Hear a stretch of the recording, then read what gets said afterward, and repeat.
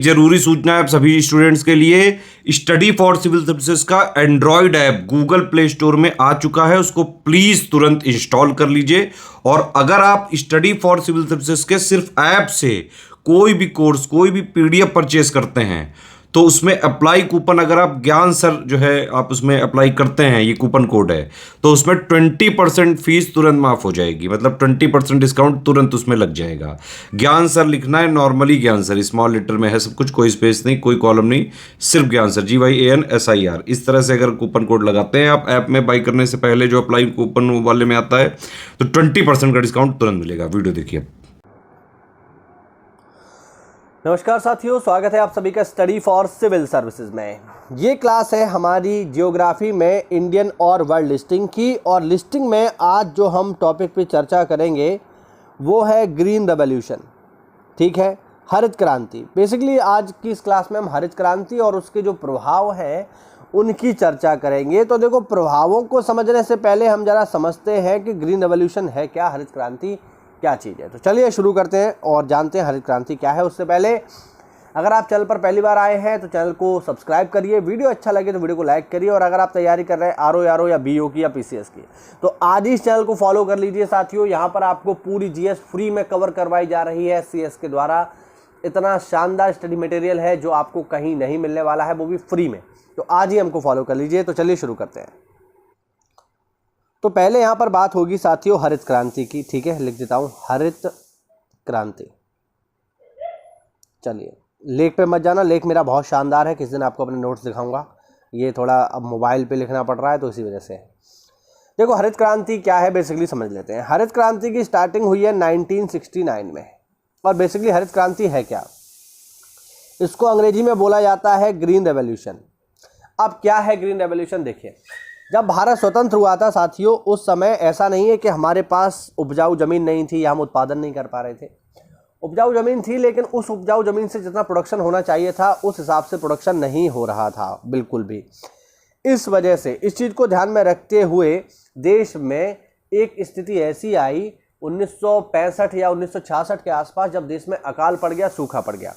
और जब सूखे की स्थिति आ गई साथियों, तो कंडीशन ये हो गई कि उपजाऊ जमीन होने के बावजूद भी हमारे पास खाने के लिए रोटी नहीं थी। अब जब खाने के लिए रोटी नहीं है तो फिर इंसान क्या ही काम करेगा।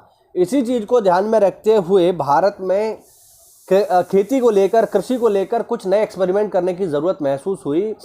और उस समय में ये काम सौंपा गया भारत के कृषि वैज्ञानिक MS स्वामीनाथन को। तो देखो, MS स्वामीनाथन कौन है भैया? MS स्वामीनाथन है भारत में हरित क्रांति के जनक। अच्छा, MS स्वामीनाथन ने किसको फॉलो किया? MS स्वामीनाथन ने फॉलो किया नॉर्मन ई बोरलॉग को। नॉर्मन ई बोरलॉग कौन है? विश्व स्तर पर हरित क्रांति के जनक मैक्सिको के वैज्ञानिक थे नॉर्मन ई बोरलॉग।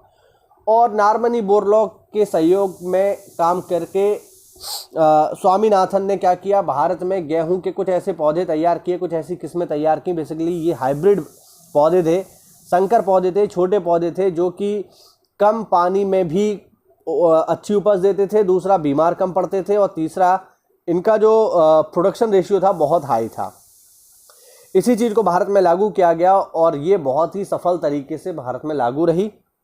हरित क्रांति की अगर हम बात करें तो हरित क्रांति का जो सर्वाधिक प्रभाव है साथियों, हरित क्रांति का सर्वाधिक जो प्रभाव रहा वो रहा गेहूं पर। ध्यान रखना, गेहूं और चावल पर इसका सबसे ज़्यादा प्रभाव देखने को मिला।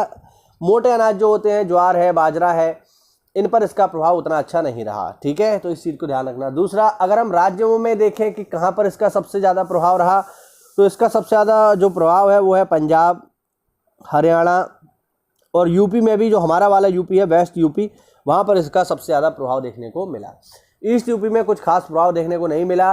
बाकी पूर्वोत्तर राज्यों में भी इसका कोई खास प्रभाव देखने को नहीं मिला।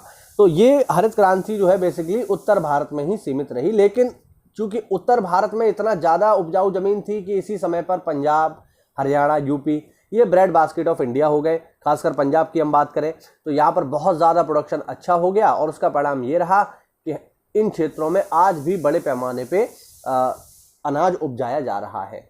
लेकिन साथियों, इसके कुछ ड्रॉबैक भी हुए। ड्रॉबैक ये हुए कि जैसे बड़े पैमाने पे केमिकल और फर्टिलाइज़र यूज़ करने की वजह से यहाँ की ज़मीन का जो उपजाऊपन है धीरे धीरे कम हो रहा है। और जो प्रदूषण है उसका भी स्तर बढ़ रहा है। तो ये तो बात हुई हरित क्रांति की, ठीक है। अब जरा जो इसके किसानों पर प्रभाव है उसकी हम चर्चा करेंगे कि किसानों पर इसके क्या प्रभाव पड़े। चलिए देखते हैं। किसानों पर अगर हम इसके प्रभाव देखें तो आप यहाँ स्पष्ट रूप से देख सकते हैं। देखिए यहाँ पर हम देखेंगे दो हिस्सों में बांट करके, जो बड़े किसान हैं उनके ऊपर क्या प्रभाव पड़ा और जो छोटे किसान हैं, जो सीमांत किसान हैं, जिनके पास 1 हेक्टेयर से भी कम जमीन है, उन पर क्या प्रभाव पड़ा। देखो बड़े किसानों की अगर हम बात करें तो उन्होंने उच्च उत्पादक फसल किस्मों को तेजी से अपना लिया क्योंकि उनके पास पैसा था, जबकि छोटे किसानों ने उच्च उत्पादक फसल को धीरे धीरे अपनाया क्योंकि उन पर पैसा नहीं था। वही ऑब्वियस बात है, अच्छे बीज खरीदने में पैसा खर्चा होता है, चीज़ें लगती हैं, फर्टिलाइज़र लाना पड़ेगा तो दुनिया भर की चीज़ें, उसमें पैसा लगता है, ठीक है। दूसरा, क्योंकि इन लोगों ने जल्दी से उन चीज़ों को अपना लिया तो इनकी कृषि उत्पादकता और उत्पादन में तेजी से वृद्धि हुई। इन लोगों ने धीरे धीरे अपनाया तो ऑब्वियस बात है उनका जो प्रोडक्शन है वो धीरे धीरे बढ़ा। इन लोगों ने जल्दी अपना लिया इसलिए इनका खाद्य, पोषण, आवास, शिक्षा, सफाई तथा स्वास्थ्य में सुधार हो गया। सुधार कैसे हो गया? क्योंकि अच्छी फसल हुई तो पैसे बढ़िया मिले और पैसे से ही सारी चीज़ें होती हैं, ठीक है ना। इन लोगों की बात करें तो इनका उतना स्वास्थ्य में बेहतर सुधार नहीं हुआ जितना बड़े किसानों का हुआ। दूसरा, बड़े किसानों ने चूंकि हरित क्रांति को जल्दी अपना लिया इसलिए इनकी अचल संपत्ति में वृद्धि हुई। अचल संपत्ति मतलब जमीनें खरीद ली, खेत खरीद लिए बड़े बड़े, है ना। चूंकि इनके पास तो पहले से ही पैसे नहीं है, और दूसरा हरित क्रांति में जो चीज़ें आ रही हैं उनको खरीदने के लिए ही इन्होंने क्या किया, अपनी और छोटी मोटी संपत्तियों को बेच दिया तो संपत्ति कम और हो गई। दूसरा, बेहतर जीवन स्तर हो गया इनका, मतलब ऑब्वियस बात है, लेकिन इनके जीवन स्तर में ऐसा कोई खास प्रभाव देखने को नहीं मिला, ठीक है। इनकी प्रत्याशित आयु बढ़ गई, यानी जो एवरेज लाइफ एक्सपेक्टेंसी है वो बढ़ गई, इनके में कोई खास बदलाव नहीं आया। ये लोग धनी हो गए पैसे की वजह से, ऑब्वियस बात है, अधिक फसल हुई तो पैसा मिला।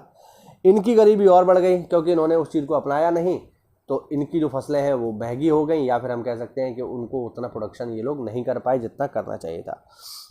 ग्रामीण समाज का ध्रुवीकरण हो गया, यानी ध्रुवीकरण से मतलब है कि पैसे वाले लोग जो है अलग हो गए समाज से और छोटे लोगों का शोषण हुआ वहाँ पे, और एक तरफ गरीब किसान हो गए तो एक तरफ पैसे वाले, एक तरफ अमीर, तो यही होता है ध्रुवीकरण, ठीक है। सामाजिक तनाव में बढ़ोतरी हुई, और सामाजिक तनाव में बढ़ोतरी हुई मतलब यही वाला पॉइंट है ऊपर वाला ही, कि अमीरी बढ़ती गई, गरीबी बढ़ती गई, तो अमीर एक तरफ, गरीब एक तरफ, अमीरी और गरीबी की खाई आपस में काफ़ी गहरी हो गई। तो ये था इसका प्रभाव हरित क्रांति का किसानों के ऊपर।